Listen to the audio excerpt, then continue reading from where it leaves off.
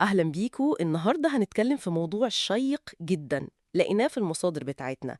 إزاي نقدر نستخدم أدوات الذكاء الاصطناعي عشان نعمل مصادر دخل تكون مستمرة أو شبه مستمرة. أهلا بيكي. الفكرة دي مهمة فعلا. احنا مش بنتكلم بس عن استخدام ال AI كمساعد، لا. لا، إزاي نخليه هو اللي يشتغل، هو اللي يعمل نظام يكسب فلوس يمكن حتى وإحنا مش مركزين معاه طول الوقت. بالظبط، ده التحول اللي بنشوفه دلوقتي. بدل ما تبذل مجهود لكل مهمة أو كل عميل، لا، انت بتبني حاجة مرة واحدة، وهي بتكمل شغل بعد كده.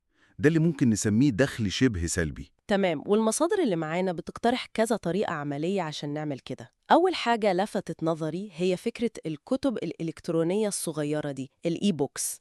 الكتب الإلكترونية دي فكرة منتشرة فعلا. ممكن نستخدم تشات جي بي تي مثلا يساعدنا في الكتابة في مواضيع الناس بتدور عليها زي الدايت، الفلوس، أي حاجة تعليمية. وبعدين نجهزها بأداة زي كانفا.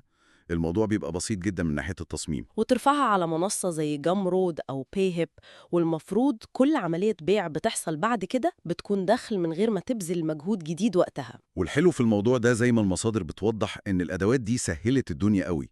يعني تشات جي بي تي للمحتوى، كانفا للتصميم، والمنصات زي جام رود دي التسجيل فيها ورفع المنتج غالبا ببلاش في الاول. ده حقيقي، عائق البداية بقى أقل بكتير، أي حد ممكن يجرب فعلا. تمام. كأنها زي ما تقولي ديمقراطية للموضوع ده. مش لازم تكون خبير تصميم او كاتب كبير عشان تعمل منتج رقمي بسيط. وفي طريق تاني شبهه برضو اتذكر: تصميم وبيع القوالب الجاهزة، التمبلتس. دي كمان فكرة كويسة جدا، قوالب بقى للسوشيال ميديا أو للبرزنتيشنز أو حتى للسي فيز. نفس المنطق.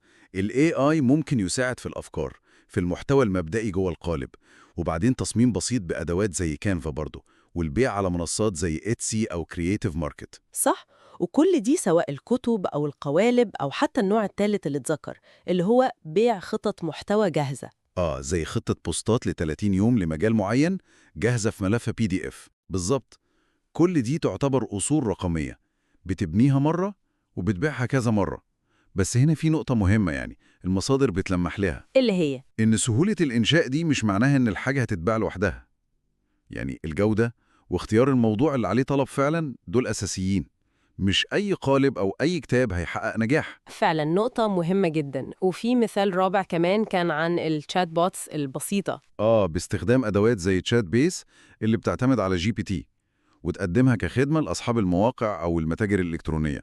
يعني كلها بتلف حوالين نفس المبدأ: بناء شيء مرة واحدة وبيعه أو تأجيره بشكل متكرر. وال AI بيساعد قوي في عملية البناء دي. تمام. هو بيعمل أوتوميشن لجزء كبير من عملية خلق القيمة دي. طيب، لو حاولنا نلخص كده الخطوات العملية بناء على الكلام ده، عشان لو حد عايز يبدأ.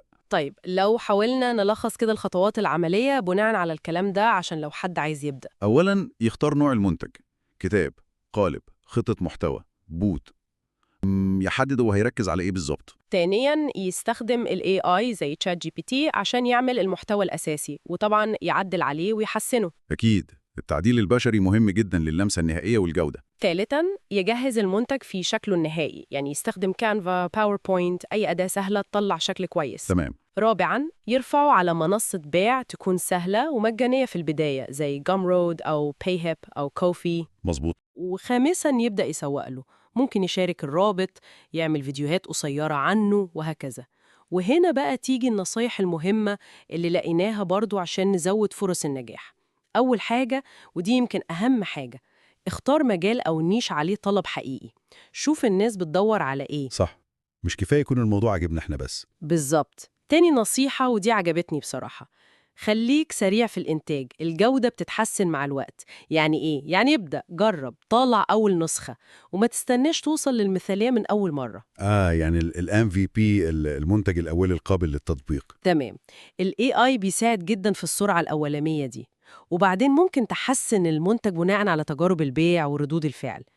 تالت حاجة ودي بديهية بس مهمة، لازم تهتم بالتصميم والشكل النهائي، المنتج لازم يبقى شكله حلو وجذاب. فعلا نصيحة عملية مهمة قوي. يبقى خلاصة النقاش بتاعنا النهاردة هي إن الذكاء الاصطناعي فتح لنا باب جديد، باب إننا نبني أنظمة صغيرة بتشتغل وتجيب دخل، بدل ما نعتمد كليا على بيع وقتنا وجهدنا بشكل مباشر ومستمر. بالظبط كده، زي ما المصدر لخصها: خلي شغلك يخدمك، مش العكس.